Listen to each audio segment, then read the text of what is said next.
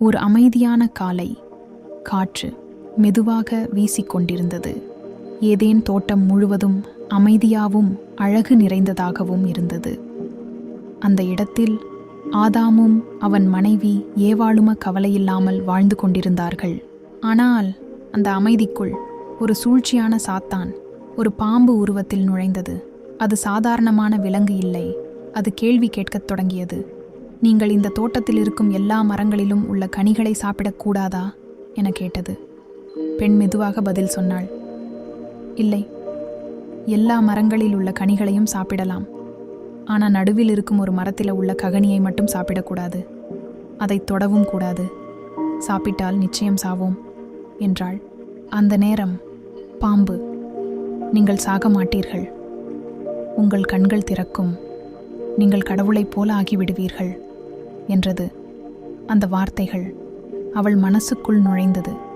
அந்த மரம் அழகாக தோன்றியது. உடனே அந்த பெண் கனியை பறித்து சுவைத்தாள். சுவையானது போல் இருந்தது. அறிவு பெருகுவது போல தோன்றியது. அது மட்டும் இல்ல, அவள் அதை தனது கணவனுக்கும் கொடுத்தாள். அவனும் சாப்பிட்டான்.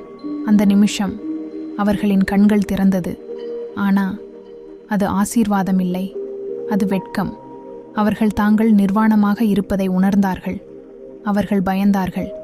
அவர்கள் ஒளிந்தார்கள். அந்த நேரம் கடவுளின் குரல் கேட்டது. நீ எங்கே இருக்கிறாய் என்று கேட்டார். மனிதன் நடுங்கிக் கொண்டு சொன்னான், நான் பயந்தேன். நான் நிர்வாணமாக இருந்தேன். அதனால் ஒளிந்தேன்.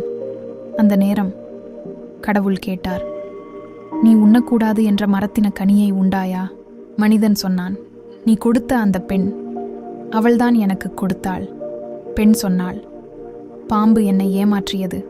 அந்த நாள் மனிதன் தவறு செய்தான். உண்மையை மறைத்தான். பொறுப்பை தள்ளிவிட்டான். அதற்கு பிறகு கடவுள் தீர்ப்பு கூறினார். பாம்புக்கு, நீ சபிக்கப்பட்டவனாக இருப்பாய். பெண்ணுக்கு, வேதனையில் குழந்தை பெறுவாய். ஆதாமிற்கு, உன் உழைப்பால் தான் நீ உண்பாய். நீ மண்ணாயிருக்கிறாய், மண்ணுக்கே திரும்புவாய் என்றார். அதற்கு பிறகு ஒரு அமைதியான விஷயம் நடந்தது. கடவுள் அவர்களுக்கு ஆடை செய்தார். ஆனா அவர்கள் அந்த தோட்டத்தில் இருந்து வெளியே அனுப்பப்பட்டார்கள்.